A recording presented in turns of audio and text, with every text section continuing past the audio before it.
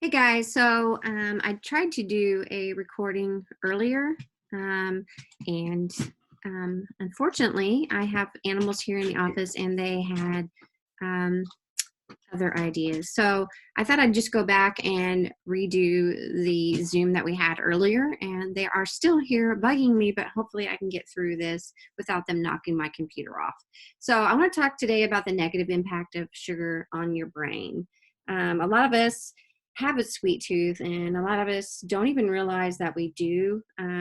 So you have to think about your processed foods. So sugar is actually one of the most common ingredients found in processed food. So even if you think that you're going for maybe the salty chips, it's probably really the sugar within the chips that you're being drawn to. So according to the CDC, which is the Center of Disease Control, most of us get in about 13% of daily calories from sugar. So that's quite a bit of calories just from your sugar alone. And then the WHO, which is the Health Organization, recommends we stay around 5% of our calories. So you can see on average, we're getting in quite a bit more than what is recommended. Um, so this is one of the things that I monitor in the nutrition program quite a bit is I'm just kind of watching your sugar intake. So this is why I really kind of push the process, or I'm sorry, I push the real foods and try to get you off the processed foods because of the sugar that's kind of hidden in those. So I kind of have a little diagram here that shows you some of the sugar that can be found in a lot of the food. So we see spaghetti sauce is got like 6 cubes of sugar in it. We got some yogurt there that has some sugar in it. And of course, an apple has sugar, and so does the mango. Does that mean I don't want you to have fruit? Absolutely not. But I just want you to be aware that sugar is kind of hidden in things that we don't necessarily think about. So our bodies need energy from food so we can live, and we get that energy from glucose. And glucose is a simple form of sugar. Unfortunately, eating too much sugar can cause all kinds of diseases and problems, which can have a detrimental effect.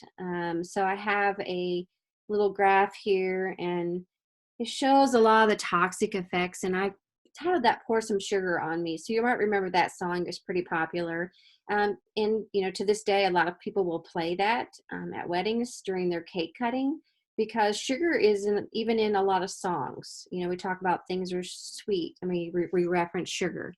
So sugar's toxic effects, and you can see a lot of stuff here from that it includes osteoporosis, Alzheimer's, cancers.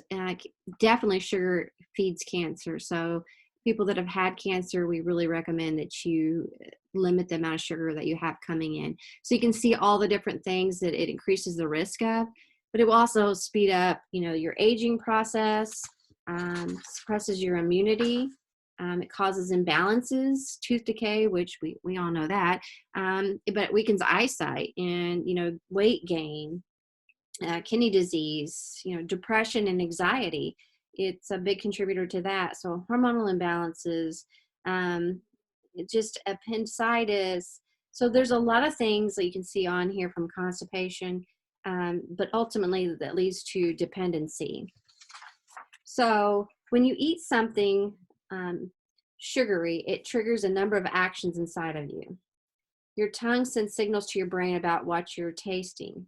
Your gut and your brain work together in turn, and they release dopamine into your blood. And dopamine makes you feel good, which reinforces that what you ate was good. When it comes to your brain, it has an especially strong dopamine response.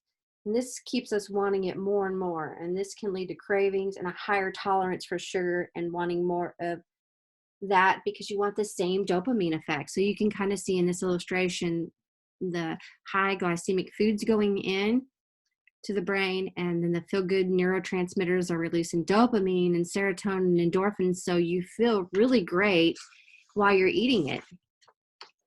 And the effects of sugar on your brain are a lot like addiction. The more we get, the more we want. The feeling of reward is the same for sugar as it is for those addicted to drugs and alcohol.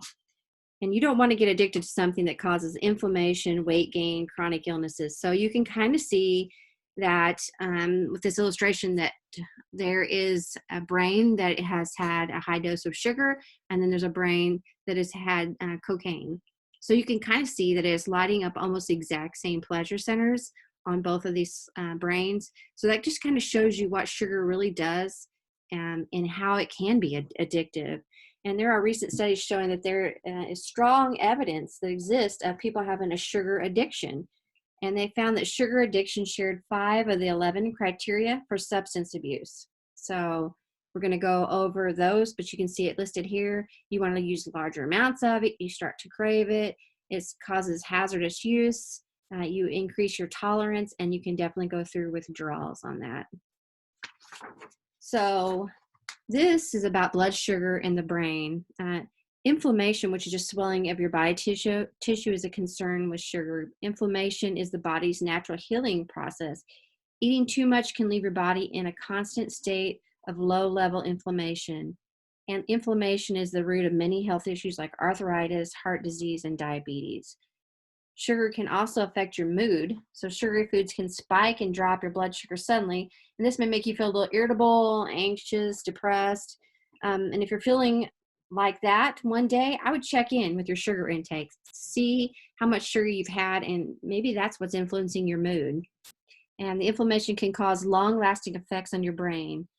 A 2013 study linked blood sugar glucose levels to degenerative conditions like dementia and Alzheimer's. Alzheimer's, for instance, is a neurodegenerative inflammation disease. The last thing we want to do is add fuel to the fire. So you can kind of see there, type 2 diabetes causes a person to have a higher risk of dementia. So if we can keep those blood sugars in check, it's going to decrease the risk of us having Alzheimer's or dementia. For me, for instance, we have Alzheimer's that kind of runs in our family. I had a grandmother who had it. So what I have to realize is that I'm either going to be feeding this or fighting it. So I'm going to be trying to fight it. Now, am I perfect? No. Do I get sugar in each day? Yes, I do. But we really just want to kind of monitor it and realize that, people are like, I don't understand why I want so much sugar. Well, hopefully you understand now. It's because it's really activating a pleasure center in your brain. So just being mindful of your food choices can go a long way with keeping your body and brain healthy. And there's no one-size-fits-all strategy for reducing sugar in your diet, but your brain can readapt after reducing it. Cutting your intake will lessen your cravings, so just cutting back, you may crave it less. Eventually, if you pick up a donut and take a bite, you might think, gosh, that tastes terribly sweet. And you won't believe that it tasted so good only a few weeks before that. And the good news that cutting back on sugar may be easier than you think. And here's some tips to kind of get you started at reducing that. So the first one would just be kind of swapping out your soda. So you want to just try to stay away from sodas, a lot of those energy drinks, sports drinks, because they have a lot of sugar in them. Even the so-called healthy drinks like smoothies and fruit juices. So I would say try to find some water because it has 0 calories and our body needs it. And you can even try putting a little lime or lemon in that water. You can even put a little mint and cucumber in your water, some herbal teas or fruit teas, and just teas in general, or coffee. So the next one would be avoid sugar-loaded desserts. So we all know what those are: pies, cookies, all those things that we love. And look for some other alternatives like fresh fruit, which is naturally sweet. It's full of fiber, vitamins and minerals. Some Greek yogurt with cinnamon and fruit. So that's one of my favorite things to do, which you saw my banana split that I made last night, was to put, my Greek yogurt, put a little strawberries in it, and then I think I had some cocoa nibs in there. Dark chocolate. So the cocoa nibs, like I was referring to, it's an anti-inflammatory, so it would be a good thing to put in there. So the next would be avoiding sauces with lots of sugar in it. So one of the culprits is usually like ketchup, barbecue sauce, and things like that we don't really think too much about it. So you're going to have to try to kind of jazz up your food with spices. So think spices, There's just a lot of different stuff out there. I would say experiment with different stuff. I've talked about some of the stuff that I've used in the past, like the butter seasonings, like, there's like a garlic parmesan. So just kind of those kind of shake on type of um, things can really jazz up your food without actually causing you to have a bunch of sugar. So eat whole foods. So I think we all know that, and we talk about it quite a bit in the program, because real foods aren't processed or refined and don't have much in them. So um, this is a pretty easy way to reduce your sugar intake. And be careful with the so-called healthy snacks. Things like granola bars and protein bars and dried fruit and stuff like that, you think of them as being healthy, and even some protein bars. And really, when you break it down, I mean, they're just really chock full of sugar and not a lot of protein. So think more along the line of like a handful of nuts. And by handful, I mean more like a palmful. Um, and like jerky. Jerky is a great snack to go to. A hard-boiled egg, because of the protein in it, and then fresh fruit. So that would be an alternative. And then avoid sugary breakfast foods. So I know we love our cereal and things like that. But there was I found it pretty interesting, this report I found. It said one cereal in the report contained over 12 teaspoons or 50 grams per serving, which made it 88% sugar by weight. Wow, 88% sugar. So try to steer clear of those cereals. They're just not that good for us. So what can you do instead? Hot oatmeal. I like to eat the 100-calorie packs of Better Oats, which I get at Kroger's. Greek yogurt, always a favorite of mine. I can eat Greek yogurt anytime. Eggs, avocado. Avocado on some toast is a great breakfast. So that's some kind of swaps for your breakfast. And the next thing would just kind of be to read your labels. So it's really about awareness. So things to kind of look for that are sugar, but maybe like named something differently, would be like high fructose corn syrup, cane sugar, maltose, dextrose, rice syrup, molasses, caramel.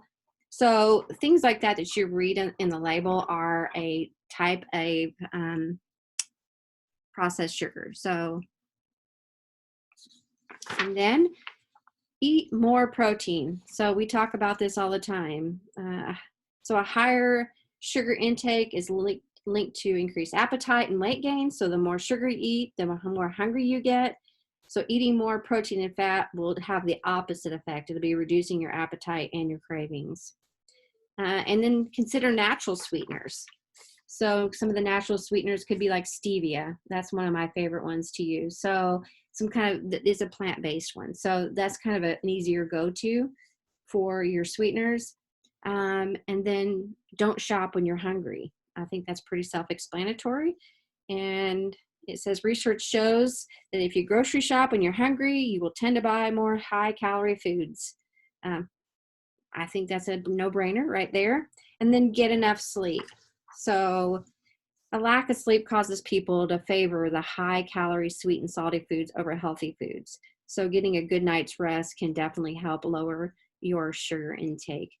So I hope this helped you guys. And I'm going to record this, and I'm going to get that out to you guys and get it on the Facebook page. Have a good evening.